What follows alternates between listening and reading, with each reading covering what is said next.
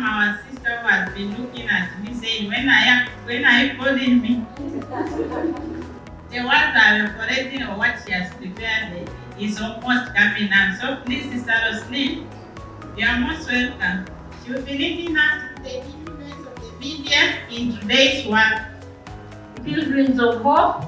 Together in prayer. Together in prayer. Pilgrims of hope. Are you a pilgrim of hope to your neighbor? Yes. I have not seen that yet. Tell your neighbor you are a pilgrim of hope. Pilgrim of hope. And together we can. And together we can. Do your part, I do mine. Do your part, I do mine. Hallelujah. Amen. Brothers, brothers, I feel humbled to be before you, just to share with you something small, because today is a big day for all communicators around the world. Some of us are in Rome to celebrate with the Holy Father, this very important group in our human society, but most especially in our Catholic Church as communicators. We are called upon as communicators to highlight two tools as we walk, journey, and communicate with humanity.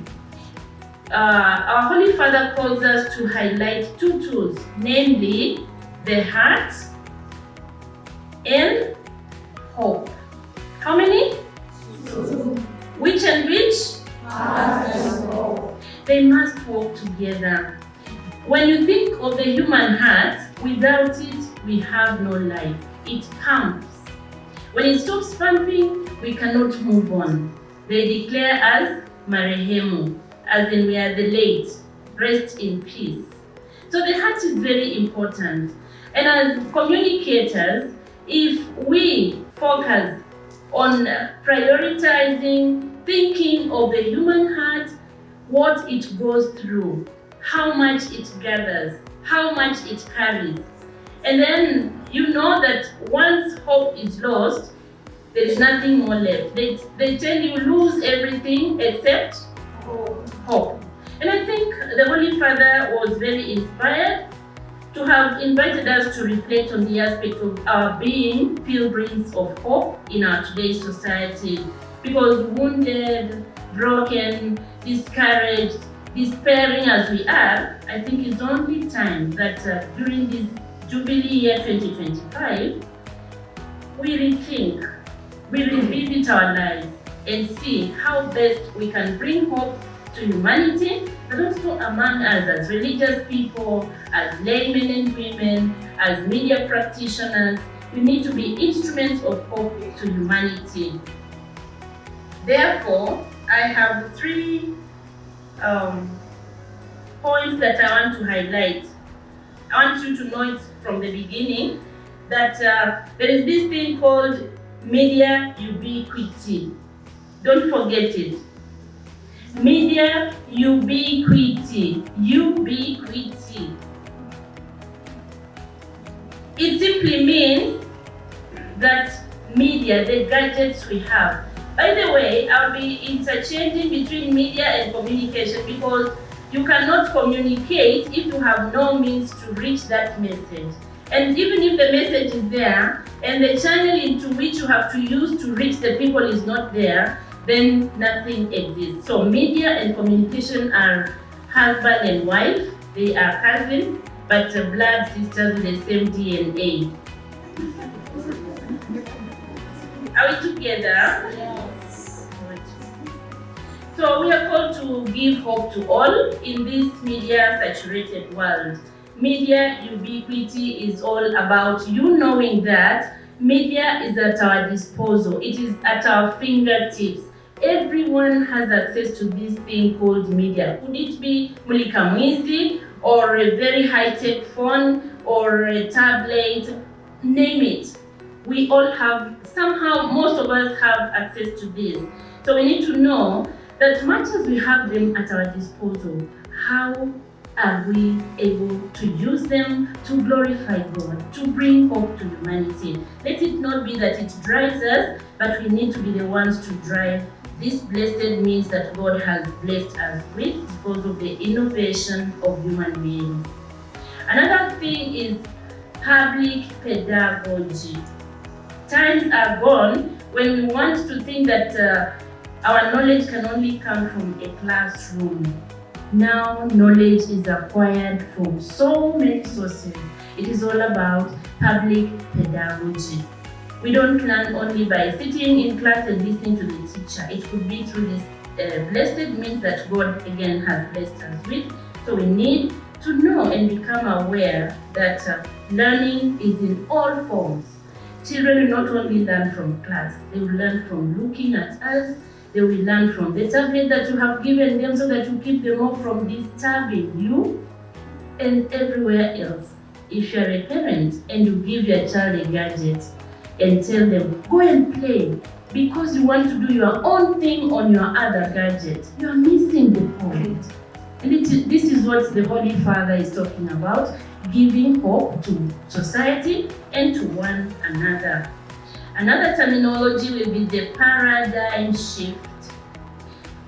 Paradigm shift.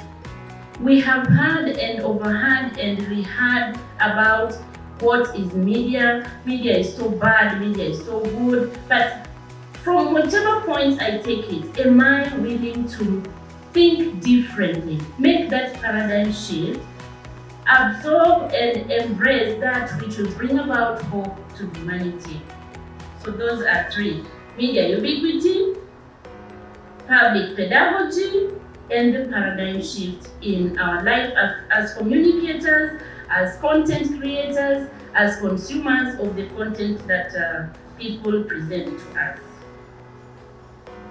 So we realize that this being our call as communicators, we have to take it as a commitment. It is a commitment that God calls us to. It is a call, and we need to do it with all love, with all awareness that I am a custodian of God's truth. But how do I package this truth to bring it to humanity? So we know that yesterday was the opening of the Jubilee for the world of communications, and the Jubilee highlighted two essential tools, as I said. We need to focus on the heart of the human being. Is it wounded? Is it whole? Is it happy? Is it broken? So as a media practitioner, how do I reach these people in the peripheries who have nobody to speak on their behalf? And again, instill in them this whole aspect of hope to humanity. And in order to do this as media practitioners, we need to disarm communication by first disarming our pride. One thing that we need to do, dear people of God, we need to think that God is the ultimate, and that is the fact that cannot be, challenged. So all of us must be humble enough to do only our part, and also to be willing to listen, not only be givers, have fully the patience to listen to one another, to listen to these who will otherwise never receive the message that we carry with us. We know very well that in the beginning, in the past, television and the rest of the media united people together.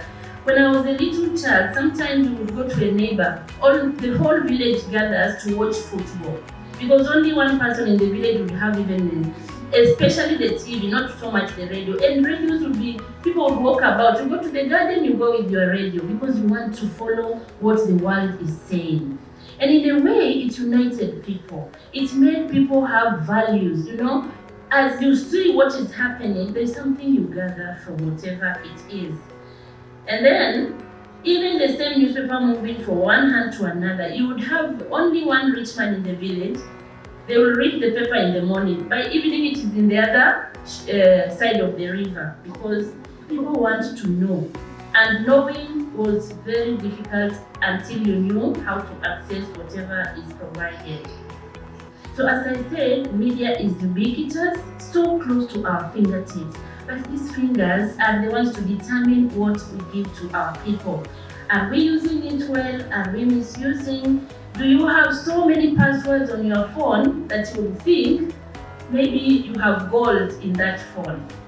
Think about it. How many passwords do you put on your phone? And then it has become one of the world's most significant tools for communication. I mean, any gadget that you have that enables you to take your message one to another and some come to you. And it is available everywhere at any time. So nobody can say, I cannot access this because I don't have this. No. We speak about the impact of communication. Media have totally saturated our daily life such that we are often unaware of their presence. We take it for granted, let alone their influence. And then it is meant to inform us, to educate us, to entertain us, but also to delight us in the form of entertaining. Media move our emotions. They defy even our intellect. Sometimes they insult our intelligence. Because if you allow it to be the driver of your life, sometimes it can drive you crazy if you're not attentive. So we need to be aware and not allow the media to reduce us to mere commodities sold by the highest bidder. Media helps to define us and it shapes our realities. Aware of this, every day as I get up in the morning, ask yourself, is my hand going first to the phone to check how many likes, how many loves, how many whatever?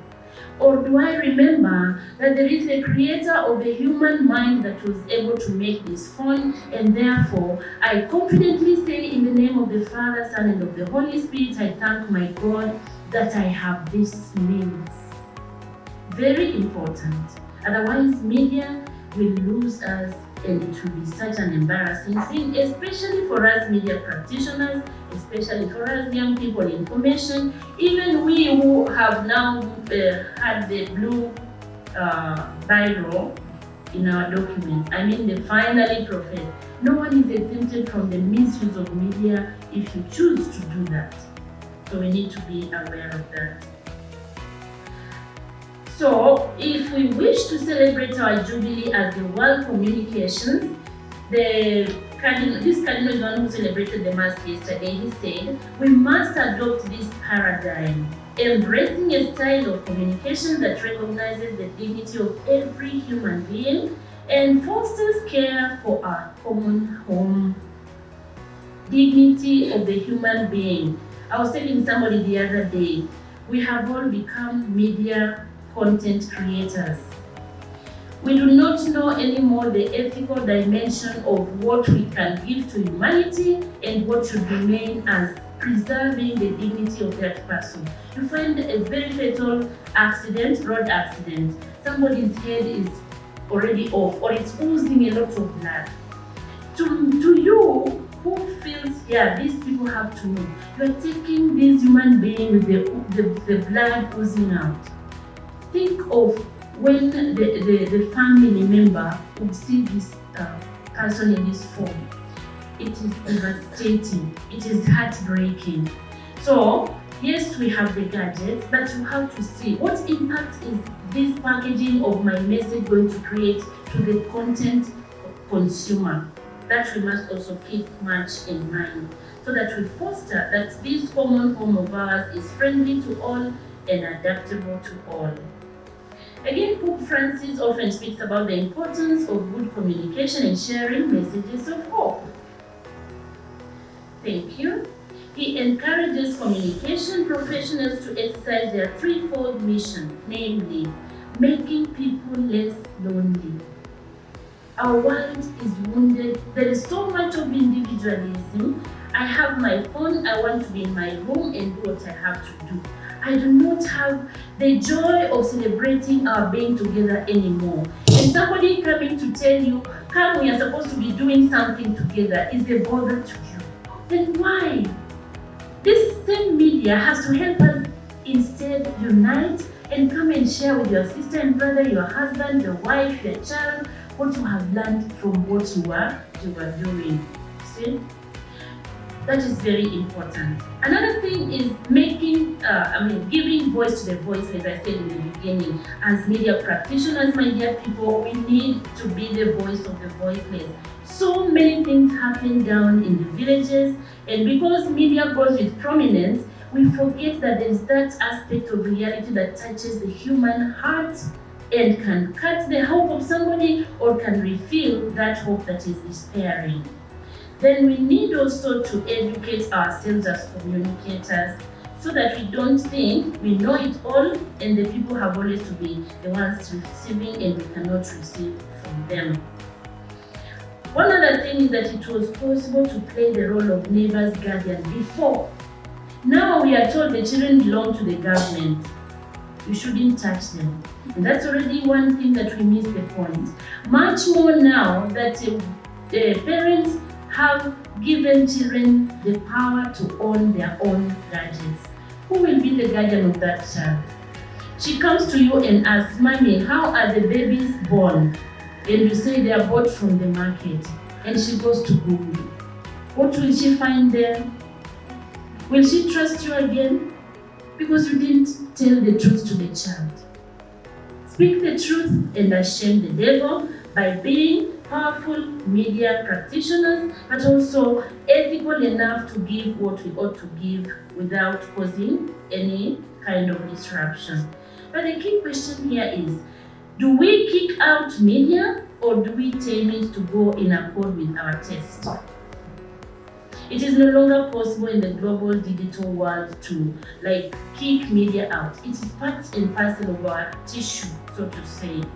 Therefore, there is a question to answer. What are we supposed to do in front of this powerful phenomenon called communication or media? Do we kick it out or do we tame it? This is a question for our own reflection as we move on. Somebody somewhere long ago in the church also, there was a little protectionism. Don't use media, it will harm you. Don't do this, don't do that. But again, these same holy fathers had another different way of thinking. Said, now we can no longer protect anybody from anything, but we need to embrace this media, but most importantly, advocate for media literacy. People should know what is media, what is the joy, and what is the suffering of having these media gadgets. So then, apart from this one, I want us to speak briefly about the influence of now this media to humanity. It is a powerful tool for every human being, yes, but if we let it rule our lives, we find that we will be a lost item in this world. What can we do? We need to be educated on the use of it. We need to become aware of the harm it can do, but also the beauty that it brings with it. Somebody said that sooner or later we'll also have the babies being printed like we print the paper. Because AI provides a lot of possibilities. You never know, but do we want to reach there? All I know is that in regard to AI, it is as good as you direct it with the right thing. So at the end of it all still, the human mind is paramount. Without the human mind, believe me, AI is destructive. AI will not give you the fruit you want if you have not commanded the right thing for it. So we can't say that it is above us and it is so intelligent, no? The intelligence of AI depends on the one who is using this mode of communication. And then again, for the influence of media on us as human beings, you think of every day as we get up, and you go through the day hearing every kind of information. Most of it that is focused is the evil, fake news, disinformation, misinformation, and you wonder, is it only about bad? Is media only meant to break my heart? So, as a media practitioner, I want to challenge you, sisters and brothers. For sure, we all know there are many media platforms, don't we? There are so many of them. Our church and most of our people, even as we speak today, have reservations on who should go to what media, and if you go, sometimes you can be tagged as being naughty or you are not prudent. But believe me, you sisters and brothers, we have to identify where the humanity is inhabiting themselves. At the moment, young people are found on many media platforms. You don't find them in churches, for example. And if we don't go there with an alternative content, who will? If we remain saying, if I go there, I'll be counted among those who are sending dirty content, who will do that? Our founder used to say, who will if I don't? And I can tell you from my own life experience having the TikTok account, my dear people, there are young people, there are old people, there are straight people, there are crooked people in that platform. But should you happen to go like 3-4 days I've not posted, when I come back, they call me the church online. Mama, where did you go? I was almost losing my way. If we all shun away from embracing these social media platforms, and that is where the people are inhabiting, these young people, vulnerable people.